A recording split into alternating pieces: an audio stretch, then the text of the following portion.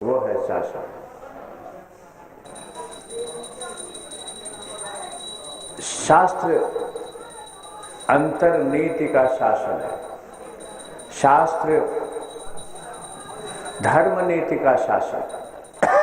शास्त्र आत्मनीति परमात्म नीति का शासन। शास्त्र अंतरंग शासन का आधार है और शासक बहिरंग शासन की धुरी है।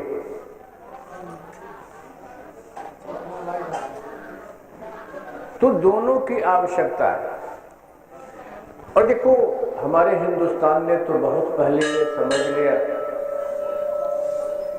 कि पहले तो अंतर नीति का अंतर धर्म का निर्धारण आवश्यक है।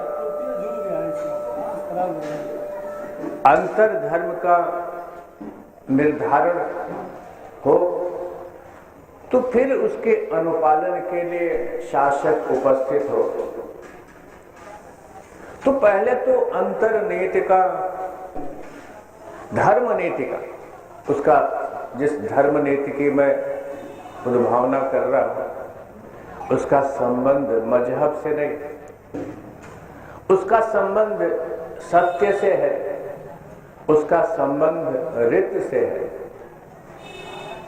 हमारे शास्त्रों ने दो शब्द गढ़े, सत्य और रीत। सत्य वो जगत नियंता तत्व है, जगदाधार तत्व है, जगदाश्रय तत्व है, जो सारी सृष्टि सारे ब्रह्मांड के मूल में है। और रीति वो संचालिका शक्ति है, वह संचालिका नीति है, नियम है, जिससे ये ब्रह्मांड गतिमान रहता है, जिससे ये ब्रह्मांड, जिससे ये सृष्टि सुस्थिर रहती है। अगर वह रीत न हो, वह नीति न हो, तो ब्रह्मांड कभी विनष्ट हो जाए, प्रलय को प्राप्त हो जाए। जीवन, समाज, सृष्टि और ब्रह्मांड के जीवन निर्धारण की जो नीति है, जो रीति है, जो नियम है, उसी को रीत कहते हैं। तो मैं जिस धर्म की चर्चा कर रहा हूं, जिस धर्म नीति की चर्चा कर रहा हूं, उस धर्म का निर्धारण सत्य और रीत से होता है। रीत का निर्धारण सत्य से और धर्म का निर्धारण रीति से, धर्म का निर्धारण रीत से और धर्म नीति का निर्धारण धर्म से। इसलिए हमारे हिंदुस्तान ने बहुत पहले ये समझ लिया कि सबसे पहले तो वह नीति का आधार, उस धर्म नीति का आधार आवश्यक है, जिससे ये जीवन चले, ये समाज चले। उसके बाद तो उस नीति के अनुपालन के लिए शासक की जरूरत होगी। और इसीलिए पहले वेद आए। देखो, वेद अनादि है। वेद माने ज्ञान, सत्य और रीत का ज्ञान ही वेद है। जीवन और जगत के ज्ञान का आधार ही वेद है। और यह वेद ऐसा नहीं कि कभी खो गया। अगर कभी खो भी गया तो स्वयं भगवान आए और हिरण्याक्ष से उसका उद्धार किया। मया निःश्वसितम वेद, स्वयं भगवान के श्वास से उच्छलित हुए हैं वेद। और वेद ऐसे निगुण, यह जो ज्ञान है, ज्ञान राशि है, ज्ञान सूत्र, जिसे ऋचा कहते हैं, मंत्र कहते हैं वेद के, वह इतना गूढ़ है, इतना रहस्यमय है कि आदि जीव विधाता स्वयं ब्रह्मा भी न जान सके। भगवान ने स्वयं जब जनाया तो ब्रह्मा जी को भी वेद का ज्ञान प्रकट हुआ। तो वेद ही उस धर्म नीति का आधार है। सारे संसार वेद को किसी मजहब से, किसी पंथ से जोड़ के मत देखना। वेद का संबंध तो जीवन और जगत की शाश्वतता से है, सनातनता से है। आधुनिक समाज, आधुनिक दुनिया भी वेद को प्राचीनतम ग्रंथ मानती है। इसमें किसी को संशय नहीं, दुनिया में कोई ऐसा नहीं। ग्रंथों पर, दूसरे ग्रंथों पर संशय हो सकता है, विवाद हो सकता है कि मौलिक कौन है, मूल कौन है, लेकिन सबका मूल तो वेद ही है, इसलिए कि सबसे प्राचीन है। तो वेदों के मौलिकता पर, वेदों की मूलता पर, उनके मूलत्व पर उंगली नहीं उठाई जा सकती। इसलिए मैं कहूं, इसे स्वीकारने में कोई संकोच नहीं होना चाहिए, कोई दुरभिसंधि, कोई हठ नहीं होना चाहिए कि जीवन ज्ञान, जगत ज्ञान का मूल वेद है। वेद से ही धर्म नीति निर्धारित हुई। वेद क्या है? वेद ब्रह्म ज्ञान का, भगवत ज्ञान का आधार है। भगवान स्वयं कहते हैं, शास्त्र स्वयं कहते हैं कि स्वयं भगवान जो है वेद के मूल में है। वासुदेव परो वेदा, कहते हैं शास्त्र कि ये वेद जो है और कुछ नहीं है, वासुदेव पर है, श्री कृष्ण पर है, भगवत परक है। ध्यान देना। तो वेदों के मूल में भी क्या है? वेदों के मूल में भी वासुदेव तत्व है, श्री कृष्ण तत्व है, भगवत तत्व है। यानी वेदों का मूल भी भगवान है। और इसलिए वेदों के उद्घाटक, वेदों के प्रस्तोता भी भगवान है। तो अब ये जो भगवान जिन्हें ब्रह्म कहते हैं, उनको जो जानता है वही तो ब्रह्म ज्ञानी है और वही तो ब्राह्मण है। ब्रह्म ज्ञानात् तो ब्राह्मण, जो ब्रह्म ज्ञानी है वही ब्राह्मण है। ब्राह्मण किसी जाति का नाम नहीं है, ये ब्राह्मण जाति का अनादर नहीं। देखो, विज्ञान स्पष्ट मानता है जीन की महिमा। जीन कहां से आता है? जेनेटिक्स का जो आधार है, जेनेटिक टेक्नोलॉजी का आधार है। आने वाली मेडिकल साइंस पूरी की पूरी जीनोम पर, जेनेटिक्स पर, जेनेटिक टेक्नोलॉजी पर आधारित होने वाली। और ये जीनोम का डिकोड हो जाना सारे धरती पर जीवन को सदा सदा के लिए आमूल चूल प्रभावित करने वाला है। आने वाली मेडिकल साइंस, ये जीनोम जब पूरी तरह डिकोड हो जाएगा, जरा धीरे धीरे मंत्र गाए, शिवालय में भर दो। थोड़ा सा मुझे दिक्कत हो रही। तो जीवन समूचा एक नई सृष्टि रची जाने वाली है। शास्त्र जैसे कहते हैं, पुराण जैसे कहते हैं। विश्वामित्र ने, त्रिशंकु की कथा याद होगी, मैं इस समय न दोहराऊं। विश्वामित्र ने एक नई सृष्टि रची। आज का ब्राह्मण जो वैज्ञानिक है,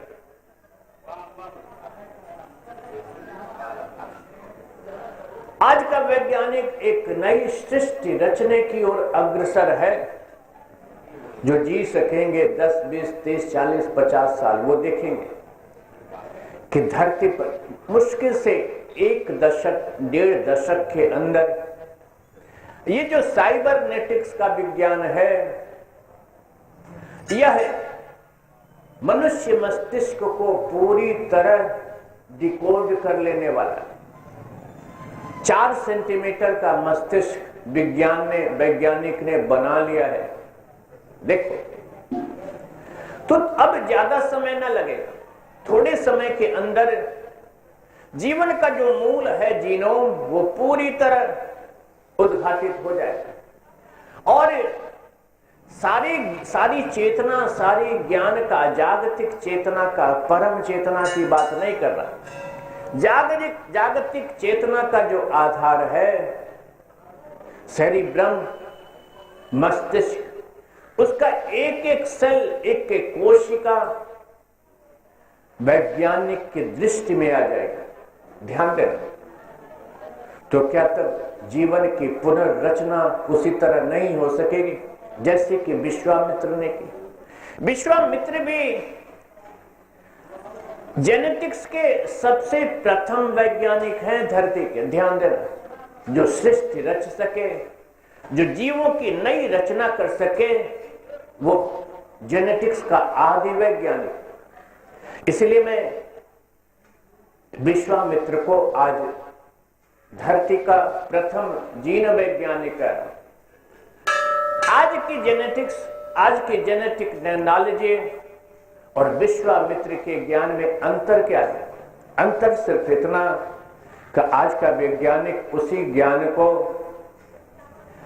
बाह्य से प्रारंभ करके, पदार्थ से प्रारंभ करके, मूर्त से प्रारंभ करके, प्राकृत से प्रारंभ करके पकड़ रहा है। और विश्वामित्र जैसे विज्ञानियों ने अंतर को, आत्म को, चेतना को पकड़कर, अंतरात्मा को ग्रहण कर, उसकी शक्ति को जगाकर और इस बाह्य को, इस स्थूल को जानने की चेष्टा की। फर्क बस इतना है। तो इसलिए मैं आज के वैज्ञानिक को भी ब्राह्मण मानता हूं। तो ये जो आज का ब्राह्मण है, बहुत शीघ्र 30, 40, 50 साल का समय क्या है, 10, 20 साल का समय क्या है, बहुत शीघ्र नई रचना करने वाला है। हम और हमारी पीढ़ी शायद देखे न देखे, लेकिन आने वाली पीढ़ियां, ये जो नौजवान हैं हमारे आपके सामने, वे जरूर देख सकें, नई सृष्टि को, नई रचना को देख सकें। मनुष्य निर्मित, विज्ञान निर्मित, वैज्ञानिक निर्मित नई सृष्टि का दर्शन कर सकें। अब देखो, कल ही अखबार में मैं पढ़ रहा था, भारतीय मूल के ही कोई जैन है, संभवतः नवीन जैन है, उन्होंने वह अंतरिक्ष यान उनके सामर्थ्य से बन सका जो चंद्रमा की सतह से हीलियम ले आ सके। अब चंद्रमा की सतह से ऐसे तत्व लाए जा सकेंगे, ऐसे पदार्थ लाए जा सकेंगे जिनकी धरती पर कमी है, ऐसे खनिज लाए जा सकेंगे जिनको धरती की को जरूरत है, जिनकी। इतना आगे विज्ञान पहुंच गया। तो विज्ञान की शक्ति, विज्ञान की सामर्थ्य तो दिखाई देती।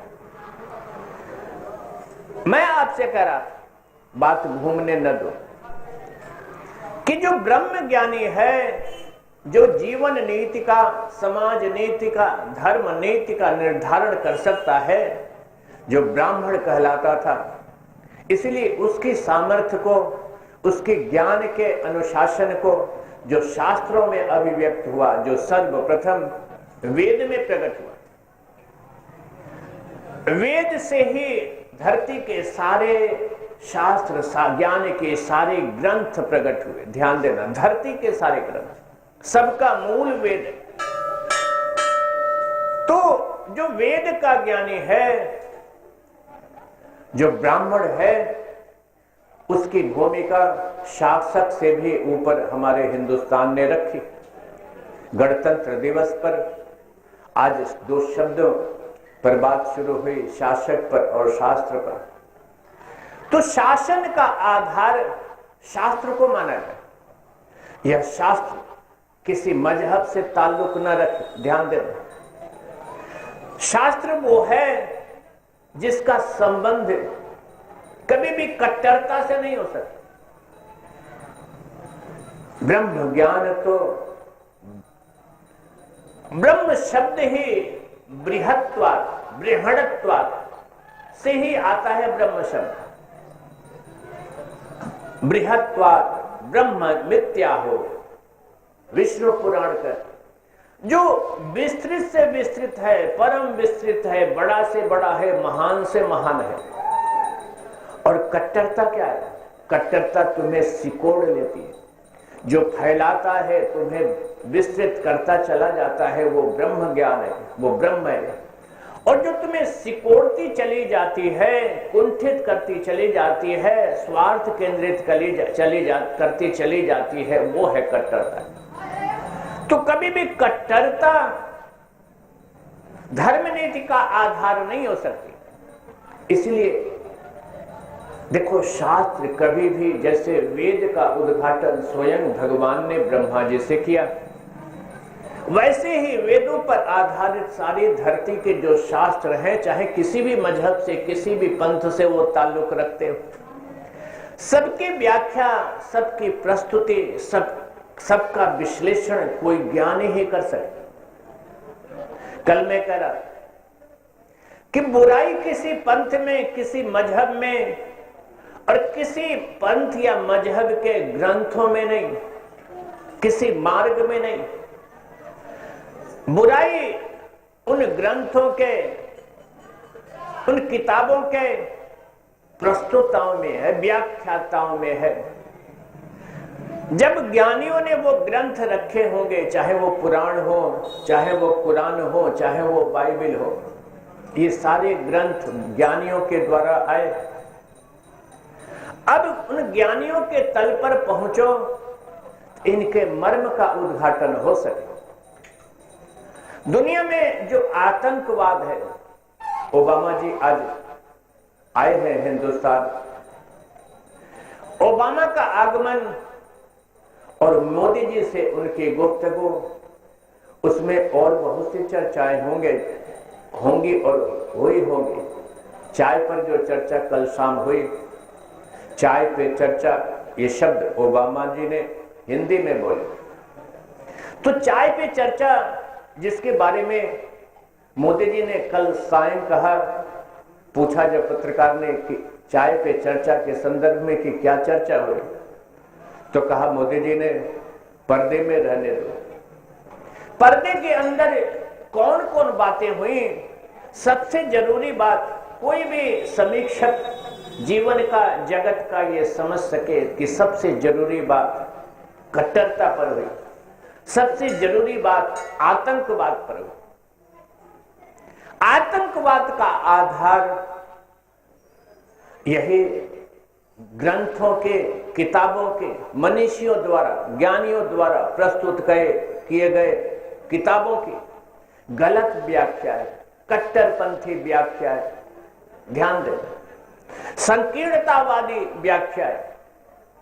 तो हमेशा ज्ञान को आधार देना चाहिए, क्योंकि ज्ञान ही, ब्रह्म ज्ञान ही, आत्मज्ञान ही, परमात्म ज्ञान को देखो, कभी भी विज्ञान से मत, आज के विज्ञान से मत जोड़ लेना।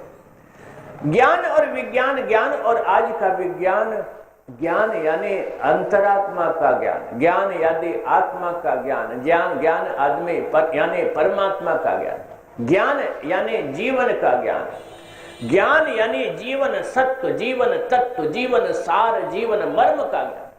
जब मैं तुम्हें भगवान नाम कहता हूं, तो भगवान को जीवन का पर्यायवाची शब्द मान के कहता। भगवान और जीवन, शास्त्र में कभी कहीं ये शब्द नहीं लिखा हुआ है कि भगवान, विष्णु सहस्र नाम देखोगे, राधिका सहस्र नाम, गोपाल सहस्र नाम, राम सहस्र नाम, भगवान के हजारों हजारों नाम तुम ग्रंथों में देखोगे।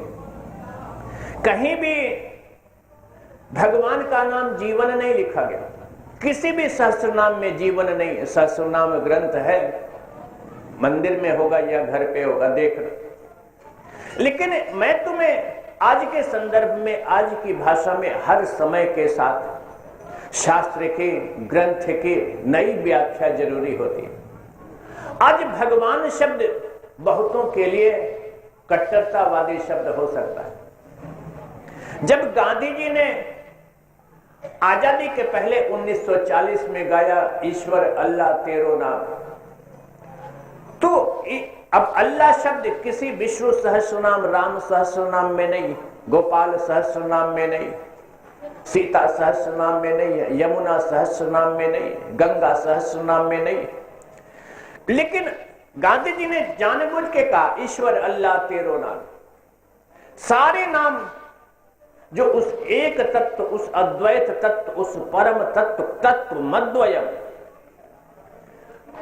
भागवत महापुराण उस तत्व को, ब्रह्म तत्व, परमात्मा तत्व को, भगवत तत्व को तत्व मद्वयम कहता है, अद्वैत तत्व कहता है।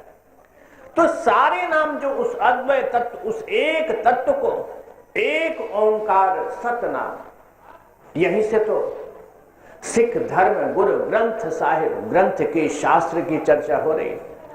देखो हमारे जो भाई हैं सिख, उनके यहां ग्रंथ को ही साहब कहा गया, ग्रंथ साहब, और उसको फिर उसी को गुरु मान लिया गया, इसलिए गुरु ग्रंथ साहब कहा गया। और जैसे भगवान यहां मंदिर में पूजे जाते हैं, हमारे सिख भाई गुरु ग्रंथ साहिब को, उस ग्रंथ की पूजा करते। वो गुरु ग्रंथ साहिब कहां से प्रारंभ होता है? एक ओंकार सतनाम, एक वह ओंकार, वह प्रणव तत्व, वह परमात्मा तत्व, सत्य जिसका नाम है, सत्य जिसका नाम है, वह एक है, एक ही है वो। तो देखो वह जो तत्व मद्वयम, वह जो एक तत्व है, अद्वैत तत्व है, जिस भी भाषा में, दुनिया के जिस भी खंड में, क्षेत्र में, जिस भी नाम से अभिहित किया गया, वो सारे नाम भगवान के हैं। तो उस तत्व को का ज्ञान करने वाले मनीषियों पर, ज्ञानियों पर, तत्व दर्शियों पर छोड़ देना चाहिए ग्रंथों की व्याख्या, गुरु ग्रंथ साहिब की व्याख्या, वेद की व्याख्या, पुराणों की व्याख्या, कुरान की व्याख्या, बाइबिल की व्याख्या। ध्यान देना गलती कहां हुई है, जरूरी है बहुत, क्योंकि आतंकवाद आज जैसे विकराल समस्या के रूप में उभर के आई है, ज्ञात इतिहास में आजादी के बाद, 1947 के बाद, और 26 जनवरी 1950 जब हिंदुस्तान गणतंत्र घोषित किया गया, उसके बाद से धरती पर कभी ऐसा संकट नहीं आया। तुम क्या समझते हो मोदी और ओबामा की दोस्ती केवल दो बड़े बड़े विशाल लोकतंत्रों या अर्थतंत्रों की दोस्ती है? नहीं। देखो जब संकट आता है तो दो शत्रु भी मिल जाते हैं।